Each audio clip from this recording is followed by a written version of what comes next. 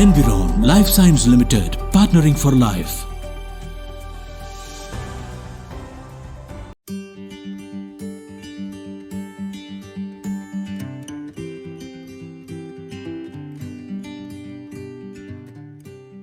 అందరికీ నమస్కారం.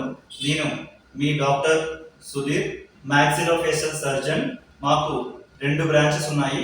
శ్రీ విష్ణు హాస్పిటల్ అచ్యుతాపురం మరియు Sri Vishnu dental and cosmetic care Visalakshi Nagar. ఈ రోజు ముఖ్యంగా దంత సమస్యలు ఎలా వస్తాయి, దంత సమస్యలు రాకుండా తీసుకోవాల్సిన జాగ్రత్తలు ఏంటి అన్న ఉద్దేశం మీద మాట్లాడడం జరుగుతుంది. దంత సమస్యల్లో ముఖ్యంగా పుచ్చి పన్ను అంటే డెంటల్ కేరీస్ అంటాం.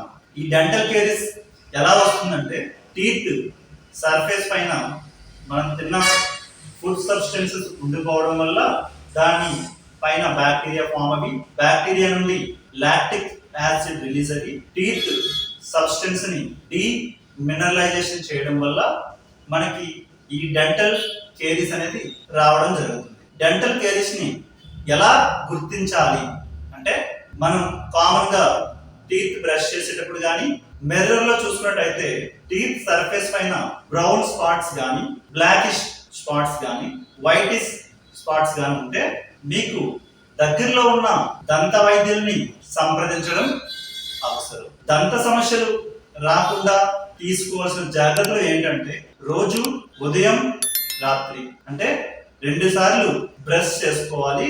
బ్రషింగ్ కూడా 2 నిమిషాలు దాటి చేయవలసిన అవసరం లేదు. అది కూడా up and down motion and circular motion లో మన టీత్ ని బ్రష్ ద్వారా క్లీన్ చేసుకోవాలి. రోజుకి ఒక్కసారైనా డెంటల్ ఫ్లాస్ యూజ్ చేసి పళ్ళ సందుల్లో లేదా 2 పళ్ళ మధ్యలో ఉన్న సందుల్ని క్లీన్ చేసుకోవాలి. మౌత్ వాష్ కానీ లూక్ వామ్ అంటే సాల్ట్ వాటర్ తో కానీ ఫుడ్ తీసుకున్న వెంటనే బొక్కలించుకోవాలి. ఇలా ఏ ఫుడ్ తీసుకున్నా, స్నాక్స్ తీసుకున్నా కంపల్సరీగా నోటిని బొక్కలించుకుంటే ఫుడ్ సబ్స్టెన్సెస్ రిమూవ్ అవడం వల్ల నోటి దుర్వాసన మరియు ఈ పుచ్చిపళ్ళని తగ్గించడం జరుగుతుంది. పుచ్చిపళ్ళు వస్తే ఎటువంటి ట్రీట్మెంట్స్ ఉంటాయి, తీసుకోవాల్సిన ట్రీట్మెంట్ ఎటువంటివి అనేది, సో పంటి పైన 3 లేయర్స్ ఉంటాయి.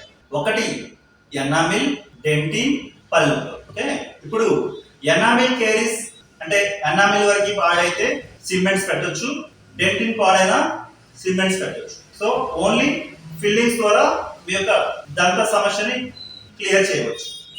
అదే పల్ప్ అంటే పంటి లోపల సాఫ్ట్ టిష్యూ ఉంటుంది, దాన్నే పల్ప్ అంటాం. పల్ప్ వరకు కేరీస్ ఫామ్ అయితే కంపల్సరీగా పెయిన్ వస్తుంది.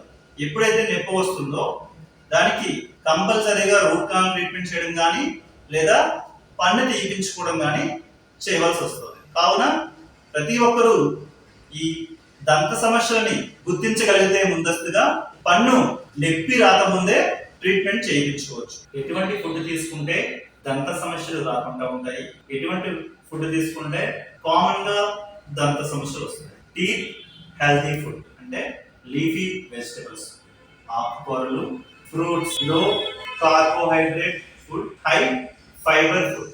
ఎక్కువగా హై ఫైబర్ ఫుడ్ తీసుకుంటే మనకి పంటి సమస్యలు రాకుండా ఉంటాయి. ఎక్కువగా వచ్చే ఫుడ్ ఏంటంటే స్టిక్కీ ఫుడ్స్ అంటే పంటికి అంటుకొని ఉండే substances, chocolates, gummies, sweets, carbonated drinks. వీటి ద్వారా ఎక్కువగా దంత సమస్యలే వస్తాయి. ఇవి అవాయిడ్ చేయగలిగితే దంత సమస్యల్ని మనం అరికట్టగలం.